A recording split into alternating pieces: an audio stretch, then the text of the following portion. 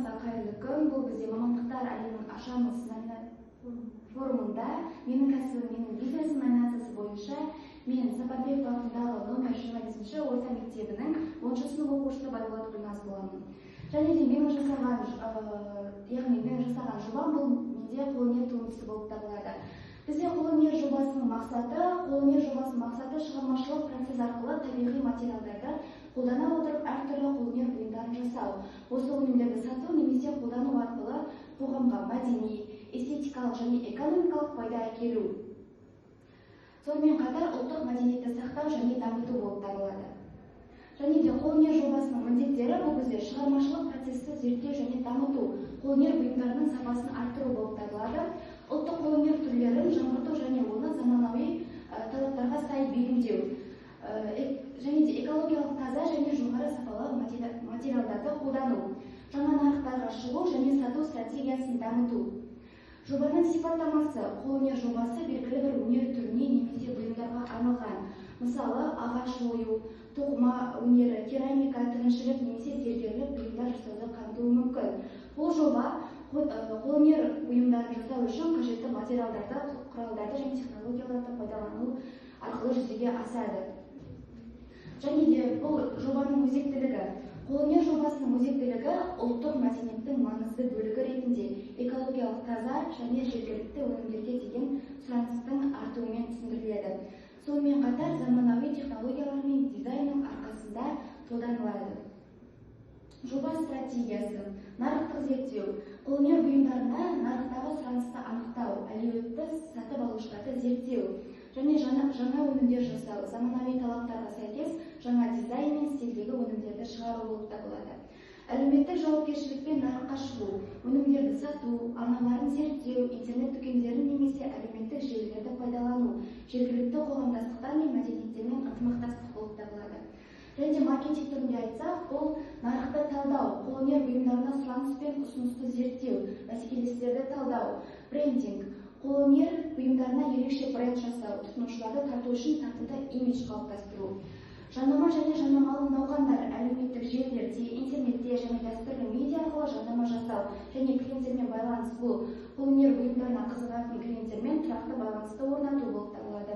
Және де қолөнер өндірісі бұл бізде құрал-жабдықтар мен материалдар. Өндіріс процесіне қажетті құрал-жабдықтар мен жоғары сапалы материалдарды сатып алу. Шеберлік пен технологиялар: өндірістің тиімділігі мен сапасын арттыру үшін жаңа технологияларды енгізу.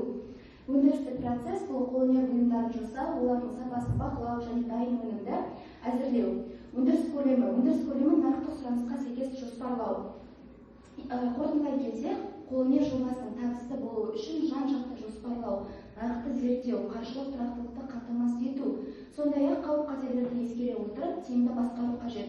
Сонымен қатар заманауи технологиялар мен маркетингтің көмегімен қолөнер бұйымдарына сұранысты арттыруға және әлемдік нарыққа шығуға мүмкіндік бар. Жалпы алғанда қолөнер жобасы бұл мәдени мұраны сақтау мен қазіргі заманға бейімдеу, шығармашылықты дамыту болып табылады.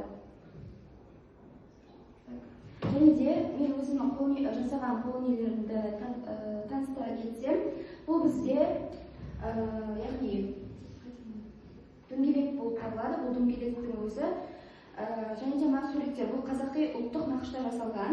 Бұл дөңгелекті мысалы мен баға жағынан айтатын болсам, бұл дөңгелекті мен базардан 1000 теңгеге сатып аламын. Және де мына қағаз, бұл қағазды мен ары кетсе 200 теңгеге шығарып аламын.